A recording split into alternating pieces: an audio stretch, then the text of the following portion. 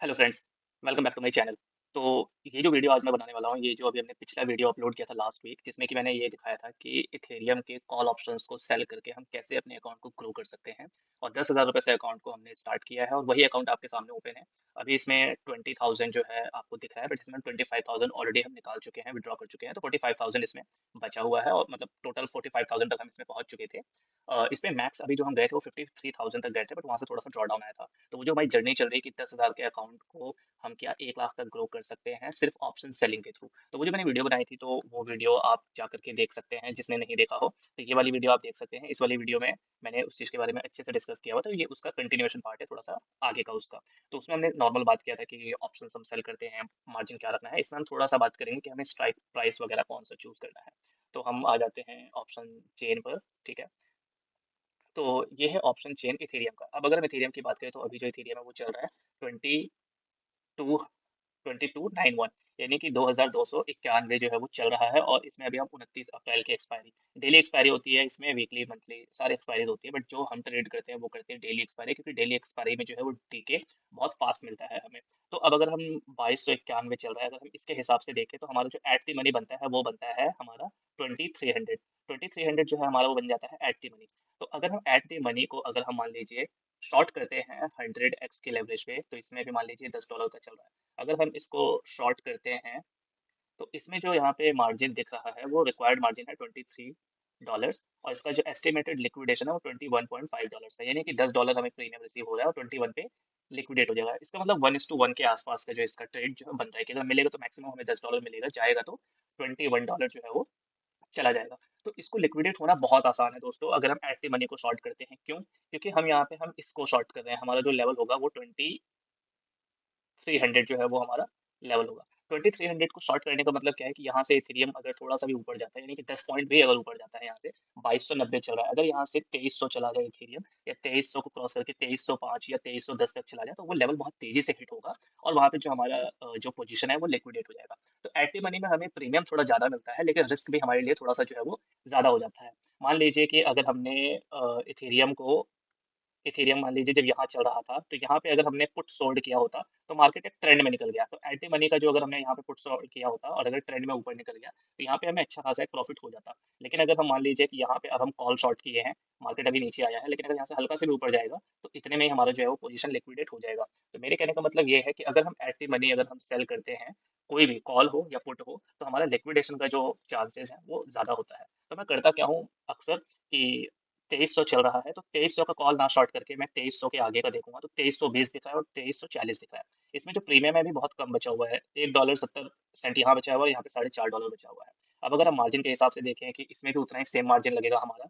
ठीक है, अगर हम इसको $4.5 का अगर हम ऑर्डर लगा करके चेक करें, तो मार्जिन इसमें भी अप्रोक्सीमेटली सेम ही लगेगा, वही $23। ठीक है, मैक्सिमम हमें प्रॉफिट इसमें $4.5 का हो सकता है, और मैक्सिमम जो लॉस होगा वो लिक्विडेशन होगा $16 के आसपास, तो हमें यहाँ पे $12-13 का जो है वो लॉस भी हो जाएगा, यानी कि प्रॉफिट 1 होगा तो लॉस हमारा इसका 3 टाइम्स हो जाएगा। लेकिन इसमें जो हमारा लिक्विडेशन का चांस है, वो लिक्विडेशन का चांस बचा रहता है, मतलब इतनी जल्दी लिक्विडेट नहीं होता। तो उसमें क्या है कि जब तक मार्केट हमारे लेवल से नीचे रहता है, तब तक हमारे पास चांसेस रहते हैं कि हम यहाँ पे जो है वो विन कर सकते हैं। तो मोस्टली मैं क्या करता हूँ, मैं 2-3 स्ट्राइक ऊपर के कॉल शॉर्ट करता हूँ या 2-3 स्ट्राइक नीचे के पुट शॉर्ट करता हूँ। अभी यहाँ पे प्रीमियम आपको इतना कम इसलिए दिख रहा है क्योंकि जब मैं ये वीडियो शूट कर रहा हूँ, तो इस समय सुबह के 3 बज रहे हैं। ठीक है, और सुबह के 3 बज रहे हैं और सुबह का 3 यहाँ बज रहा है, इसका मतलब है कि न्यूयॉर्क में इस समय 5:30 बज रहा है, शाम होने वाला है। तो वहाँ पे भी यूएस मार्केट ऑलरेडी जो है वो क्लोज हो चुका होगा यहाँ पे।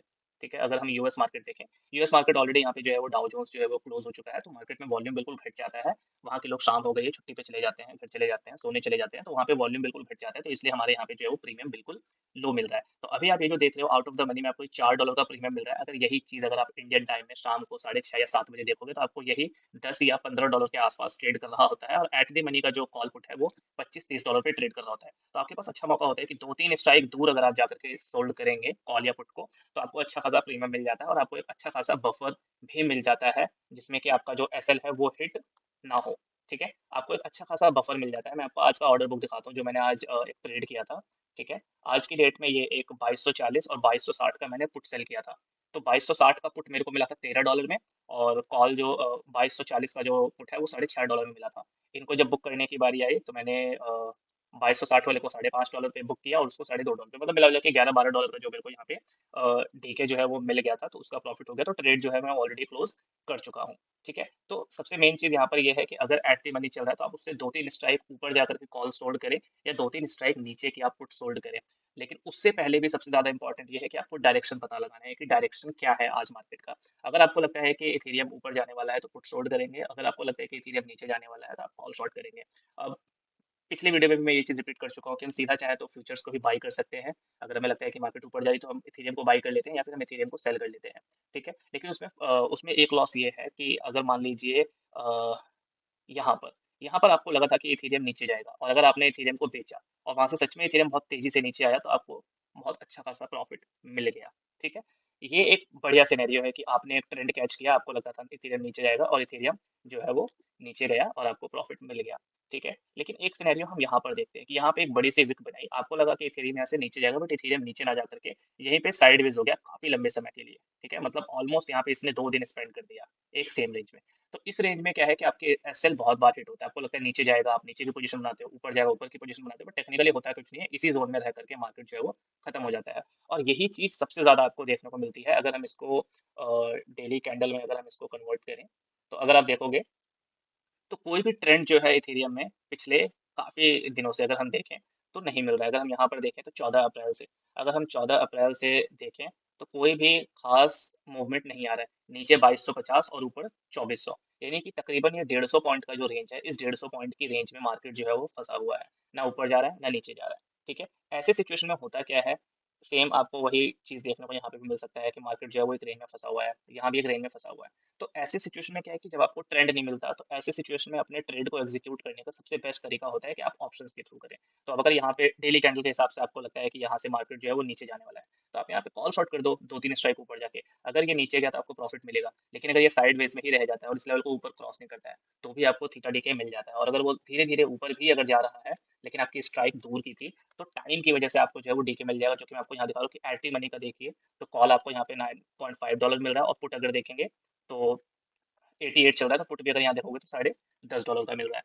लेकिन अगर यही चीज़ शाम को 6:30 7:30 बजे अगर आप देखते हो तो आपको $30-30 का प्रीमियम मिल रहा होता है। मेरे कहने का मतलब यहाँ पर ये है कि अगर आप रात के 4-5 घंटे भी अगर आप स्पेंड कर लेते हैं कि आपने 6 साढ़े 6 बजे ट्रेड बनाया, और 12:30 1 बजे तक अगर आप टिके रहे ट्रेड में, और ट्रेड आपके डायरेक्शन में है कि आपने जो डायरेक्शन चूज किया था उसी डायरेक्शन में है, या उसी डायरेक्शन से मिलता जुलता हल्का फुल्का नीचे है या ऊपर है, साइडवेज हो गया, बट बहुत तेजी से अगर आपके अगेंस्ट में नहीं जा रहा है, तो आपको बहुत अच्छा खासा डीके मिल जाता है। इसमें आपका स्टॉप लॉस तभी हिट होता है जब मार्केट में कुछ ऐसा सिचुएशन बने कि आपने यहाँ पे पुट सोल्ड किया था बट तेजी से मार्केट नीचे आ गया, पुट सोल्ड किया था अगेन मार्केट तेजी से नीचे आ गया।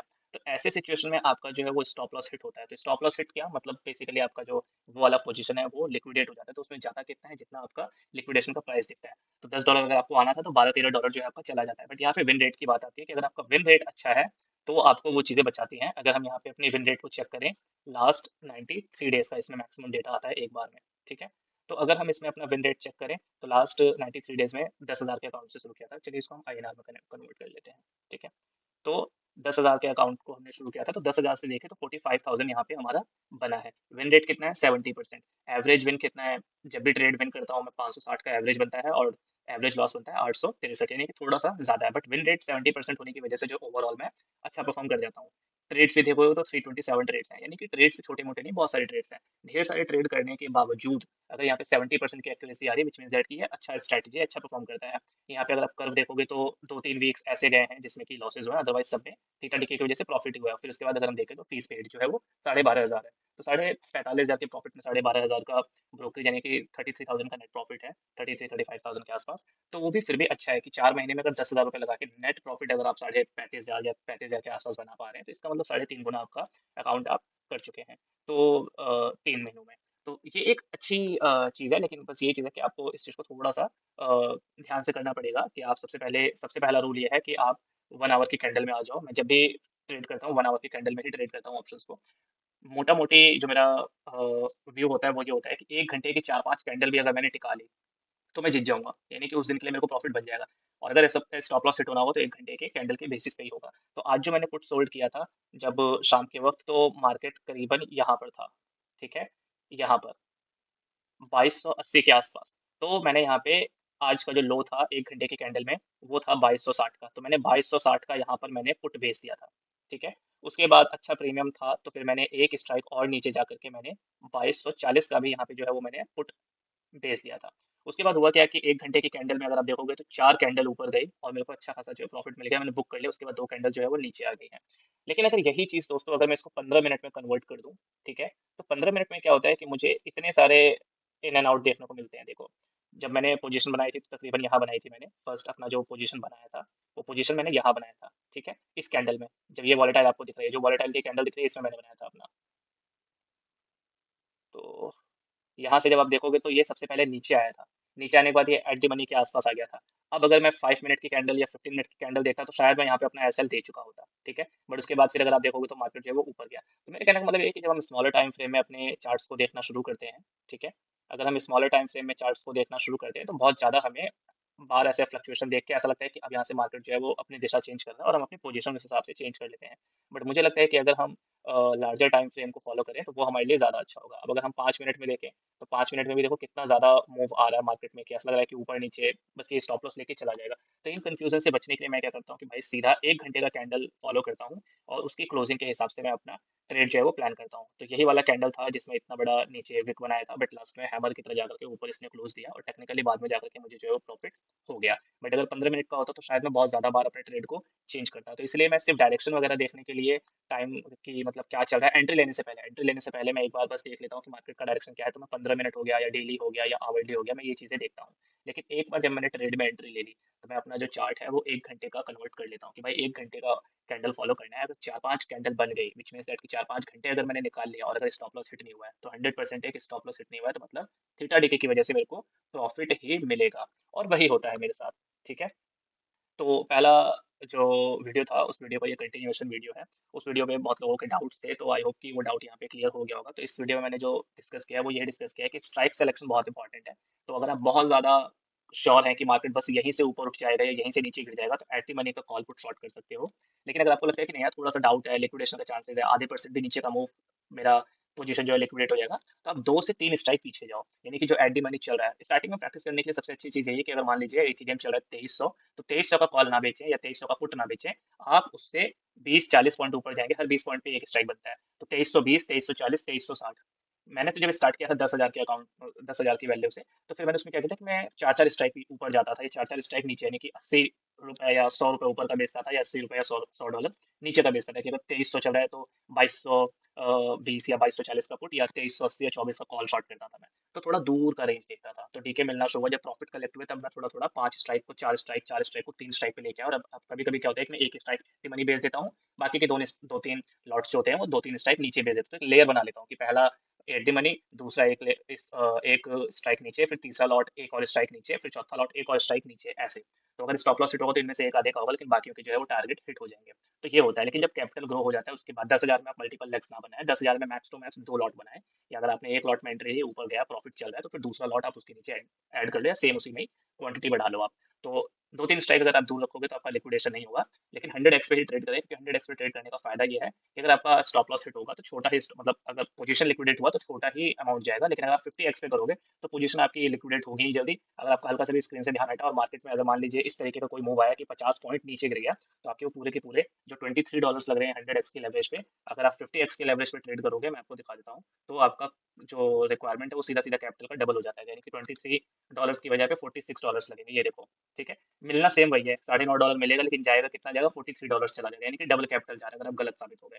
तो इट्स बेटर है कि आप 100 एक्स पे ट्रेड करें, ताकि अगर आप 100 एक्स पे ट्रेड करोगे तो अगर गलत हुए पहले ही तो 23 के आसपास उसमें लग रहा है मार्जिन, तो आएगा तो 9.5, जाएगा तो कितना, $20.5 के आसपास। तो $9 तो आपने रिसीव ही किया था, लेकिन 20.5 टच करते ही वो हिट हो जाएगा, यानी कि $11 के आसपास जाएगा। बट अगर आप 50 एक्स पे करोगे तो $20 के आसपास आपका पूरा चला जाएगा।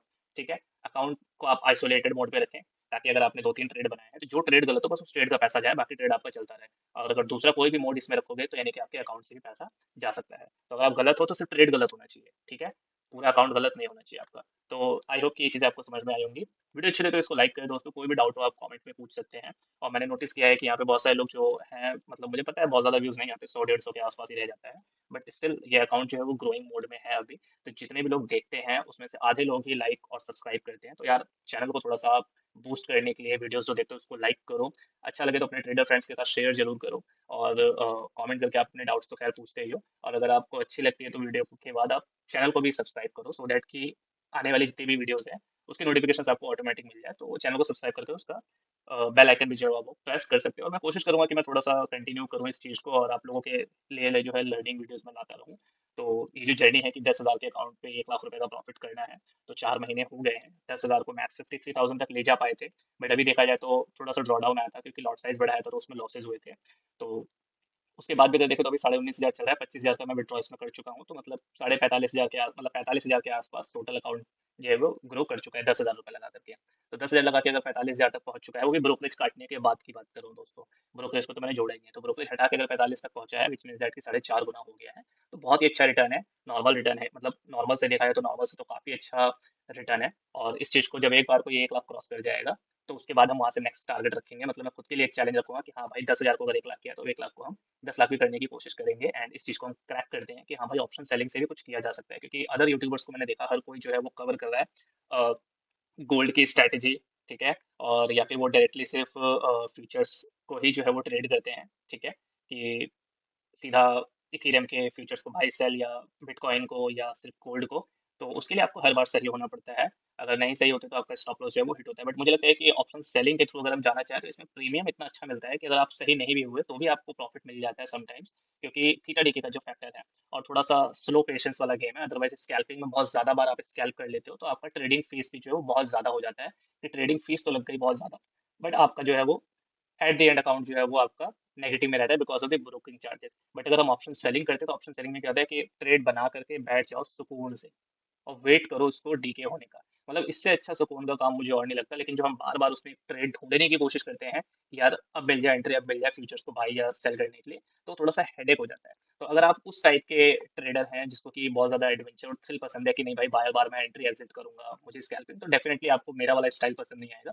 बट जो मेरे वाले स्टाइल को पसंद करते हैं, कि थोड़ा सा अगर कम रिस्क लेकर के, मतलब अगर मान लीजिए कि मैं गलत भी हूँ, मेरा प्राइस एक्शन, चार्ट रीड, ये सारी चीजें जो है वो मेरी थोड़ी सी गलत भी हो गई, मैं डायरेक्शन को सही से कैच नहीं कर पाया, बट फिर भी मुझे रिवॉर्ड मिल जाए थीटा डिकी की वजह से, तो फिर डेफिनेटली आप ये चीज ट्राई कर सकते हैं, क्योंकि इसमें भी अकाउंट ग्रो होता है। मैंने उसमें देखा है लोगों को अकाउंट ग्रो करते हुए कि 10,000 से 1 लाख 2 लाख बना देते हैं, और मेरे से ज्यादा जल्दी बनाते हैं वो, ठीक है, बट हर कोई कर पाए ये चीज पॉसिबल नहीं है। तो अगर जो स्लो भी ग्रो करना चाहता है मेरी वाली स्पीड से, तो वो मुझे फॉलो कर सकते हैं, डेफिनेटली इस जर्नी को मैं कंटिन्यू रखूंगा, और जहाँ तक जाऊंगा वो चीजें मैं आपको चीजें जो है वो दिखाऊंगा।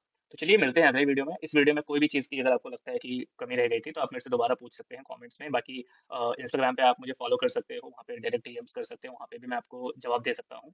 टेलीग्राम को ज्वाइन कर सकते हो, और अगर आपको अकाउंट ओपन करना है, ऑप्शंस में ट्रेड करना है, तो डेल्टा का जो है मैं अकाउंट यूज़ करता हूँ, डेल्टा एक्सचेंज एफआईओ रजिस्टर्ड प्लेटफॉर्म है, तो इसका लिंक आपको डिस्क्रिप्शन बॉक्स में मैंने दे दिया है, वहाँ से आप ओपन कर सकते हो। तो थोड़ा सा डिस्काउंट जो है ब्रोकरेज में आपको मिल जाता है 2 महीने के लिए, और थोड़ा सा डिस्काउंट जो है वो मुझे भी मिल जाता है।